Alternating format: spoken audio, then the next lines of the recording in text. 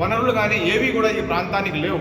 ఈ 15 మండలాల్లో కూడా 14-15 మండలాల్లో కూడా ఎలాంటి శాశ్వతమైన ఆదాయాలు వచ్చే మార్గాలు లేవు. కేవలం గల్ఫ్ దేశాలపైన ఆధారపడి ప్రతి ఇంట్లో కూడా ఒక గల్ఫ్కి వెళ్ళిన ఒకరిద్దరు ఉన్నారు.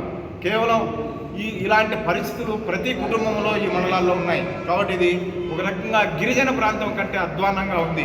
పోలవరం జిల్లాను ఏర్పాటు చేశారు. అది గిరిజన ప్రాంతంలో కేవలం 4 లక్షల జనాభా.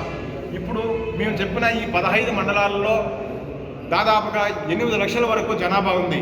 దీన్ని ప్రత్యేక జిల్లాగా చేసి డెవలప్ చేస్తే ఇక్కడ ఈ వెనుకబాటుతనాన్ని కొంతవరకైనా మేము అధిగమించి ప్రజల జీవన పరిస్థితులు మెరుగుపడతాయని చెప్పేసి ఇక్కడ ప్రజలందరూ భావిస్తున్నారు. కాబట్టి రాయచోటిని కేంద్రంగా చుట్టూ ఉన్న ఇక్కడ సుండుపల్లె, వీరపల్లె, చక్రాపేట, ఇటువైపు అనంతపురం జిల్లాలో ఉండే నంబురుపుల్కుంట, తర్వాత చిత్తూరు జిల్లాలో ఉండే పెద్దమన్యం, గుర్రంకొండ, కేవీపల్లి, కలకడ, ఈ రకంగా ఈ మండలాలన్నీ కూడా చేర్చితే 14 మండలాలు అవుతున్నాయి. ఈ 14 మండలాలన్నీ కూడా ఆర్థికంగా, సామాజికంగా ఒకే రకమైన పరిస్థితులు ఉన్నాయి. కాబట్టి రాయచోటి జిల్లా కేంద్రంగా చేసి ఈ ప్రాంతాన్ని అంతటినీ కూడా అభివృద్ధి చేయాలని చెప్పేసి మేము కోరుకుంటున్నాం.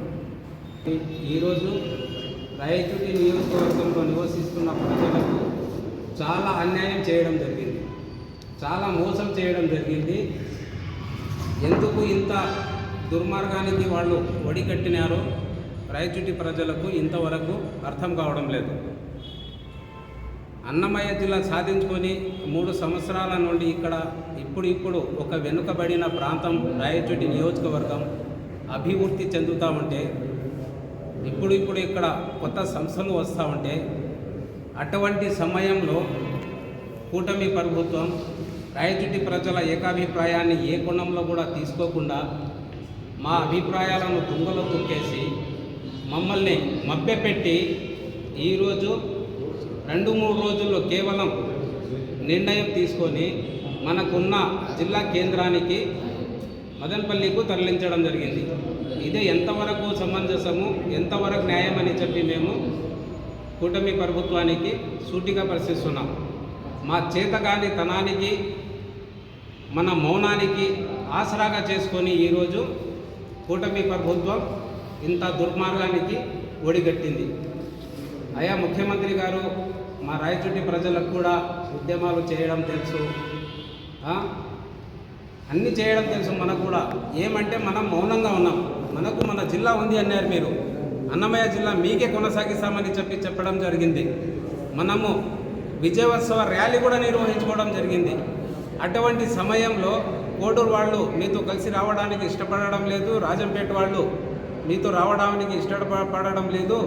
ఒక్క నియోజకవర్గానికి జిల్లా చేయడానికి అనివార్యంగా అయింది కాబట్టి చేయలేము, మదనపల్లికి కలుపుతున్నామని చెప్పి మీరు నిర్ణయం తీసుకోవడం ఎంతవరకు సమంజసం? తెలంగాణ ప్రభుత్వము కేవలం 4 కోట్ల జనాభా కలిగిన ఒక రాష్ట్రంలో 30 జిల్లాలు ఏర్పాటు చేయడం జరిగింది. ఆంధ్ర రాష్ట్రంలో 5 కోట్ల జనాభా ఉన్నారు. మీరు ఎందుకు 32 జిల్లాలు చేయలేరు? ఎందుకు చేయలేరు? చేయొచ్చు కదా.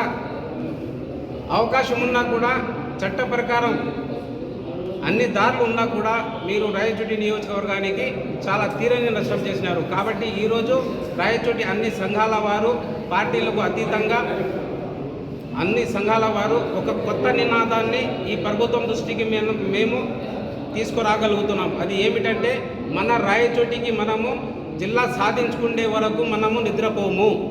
29 జిల్లాలలో మదనపల్లి జిల్లాగా చెప్పి రాయచోటి జిల్లా కేంద్రంగా కొనసాగుతుందని చెప్పి ప్రజలకు హామీ ఇవ్వడం ఇవన్నీ అందరికీ తెలిసినవే. ఆయన ప్రత్యక్షంగా అందరికీ హామీ ఇచ్చినాడు. అయితే ఇచ్చిన హామీని నిలబెట్టుకోవడంలో విఫలమైనట్టుగా మేము భావిస్తున్నాము. భావించడమే కాకుండా రాయచోటి ప్రజల మనోభావాలు పూర్తిగా దెబ్బతిన్నట్టుగా మేము అభిప్రాయపడుతున్నాం. నిజంగా మీరు పాలనా వికేంద్రీకరణ, అభివృద్ధి వికేంద్రీకరణను రెండింటినీ 2 కళ్ళుగా చూసుకున్నట్లయితే, మీరే చెప్తుంటారు కదా, సంక్షేమము అభివృద్ధి 2 కళ్ళుగా భావిస్తున్నట్లుగా, ఆ 2 కళ్ళుగా భావిస్తున్నట్టుగానే మీరు పరిపాలన అందించాలనుకున్నారు. ఆ పరిపాలన నిజంగా మీరు నిజం చేయాలనుకుంటే రాయచోటిని జిల్లా కేంద్రంగా ఏర్పాటు చేయాలి.